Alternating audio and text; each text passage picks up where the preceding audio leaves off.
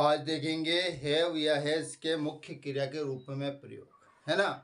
क्या प्रयोग होते हैं? रखने का अधिकार होता है, मालिकाना हक शो होता है और रिलेशनशिप व्यक्त करने के लिए इनका ये जो स्ट्रक्चर है इनका प्रयोग किया जा सकता है। जैसे उसके दो भाई हैं, है ना, उसके दो बहनें हैं, उसके पास बैग है, मेरे पास पेन है, ठीक है ना, मेरे पास मकान है, उसके पास गाड़ी है।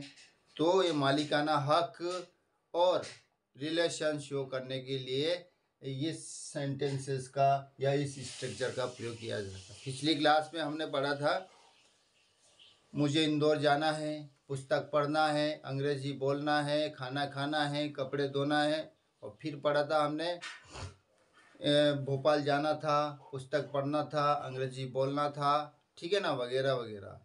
और आज मालिकाना हक, है ना, मेरे पास एक पेन है ना, मेरे पास 10 कॉपीज़ है, मेरे पास 2 मकान हैं, है ना। इस तरह से मालिकाना हक, रिलेशनशिप, है ना, ओनरशिप वगैरह जो शो करते हैं वो स्ट्रक्चर देखेंगे।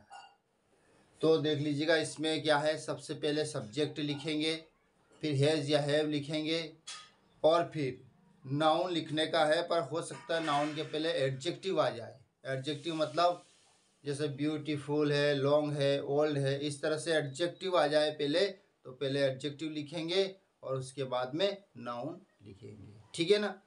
तो मोहन के एक भाई है, देखना मोहन के एक भाई है मतलब मालिकाना हक है, उसके भाई है। सीता की 2 बहनें हैं, मेरे पास एक कार है, उसके पास एक पेन है ना, मेरे पास 10 पुस्तकें हैं, उसके पास एक मकान है, ठीक है ना। इस तरह के सेंटेंसेस का प्रयोग इस स्ट्रक्चर में किया जाता है और बहुत ही महत्वपूर्ण है, डेली यूजेज में, डेली रूटीन में बहुत काम आते हैं, ठीक है ना। तो देखिएगा, सबसे पहले स्ट्रक्चर क्या है, सब्जेक्ट लिखेंगे, हैव या हैज लिखेंगे और नाउन लिखेंगे। और पर हो सकता है नाउन के पहले एडजेक्टिव आ जाए तो एडजेक्टिव लिखना है। नाउ जो एडजेक्टिव भी यदि सेंटेंस में आया है तो एडजेक्टिव लिखने के बाद नाउन लिखेंगे। देखिएगा, जैसे पहला वाक्य बोल रहा हूँ, मोहन के 2 भाई हैं, तो सब्जेक्ट लिखा मोहन,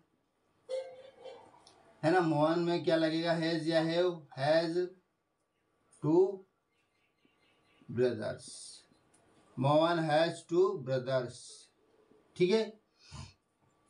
उसके पास 5 पेन है, उसके पास, तो ही हैज 5 पेन्स, उसके पास 5 पेन है, ठीक है ना। और उनके पास गाड़ी है, दे हैव आ कार, उनके पास एक कार है, ठीक है ना। हमारे पास हमारे पास 2 मोटरसाइकिल हैं, 2 मोटरसाइकिल हैं। बहुत सिंपल स्ट्रक्चर है और डेली यूजेज में बहुत काम आती है, ठीक है ना। डेली यूजेज में बहुत काम आते हैं, इनको ध्यान से समझना है हमें। नेगेटिव भी समझेंगे और इंट्रोगेटिव भी समझेंगे। थोड़ा सा सिंपल, थोड़ा सा लगेगा ऐसा कि यार ये कैसे उल्टा आ रहा, बस समझ में आ जाएगा। हैव का मतलब होना या रखना अपने पास में। तो देखिएगा, उनके पास 5 गाड़ियां हैं, तो दे हैव 5 कार्स। उनके पास 5 मकान हैं, तो दे हैव 5 हाउसेस, ठीक है ना। उसके पास 10 बकरियां हैं, तो ही हैज़ 10 गोट्स, ठीक है। हमारे पास 2 चेयर्स हैं, हमारे पास 2 कुर्सियां हैं, वी हैव 2 चेयर्स, ठीक है ना। मालिकाना हक जिस पे शो होता है उसमें हैज़ हैव का प्रयोग। ये हेल्पिंग वर्ब में भी कभी कभी क्या होता है, हेल्पिंग वर्ब में भी प्रयोग होता है, पर इसका यहाँ प्रयोग हो रहा है मालिकाना हक शो करने के लिए, होने के लिए, अपने पास में जो चीज़ है उसके लिए शो हो रहा है, ठीक है ना। तो देख लीजिएगा, शी हैज़ 2 बैग्स। अब मैं एडजेक्टिव भी बोल रहा हूँ, उसके पास एक सुंदर बैग है। She has a beautiful bag, उसके पास एक काला बैग है, तो he has a black bag.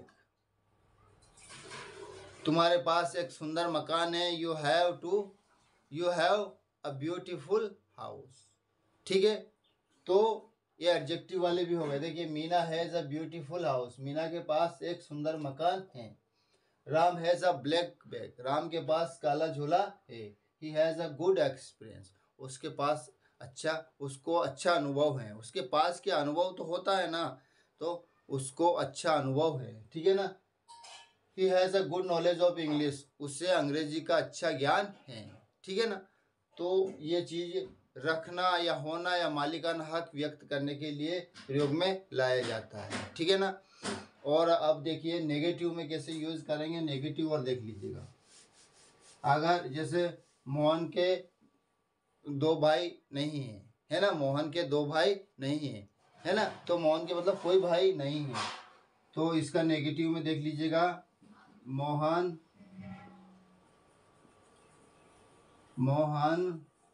Does not, है ना, हैव नॉट नहीं आएगा, मोहन डज नॉट, और अब आएगा have. Mohan does not have brother, Mohan के भाई नहीं है।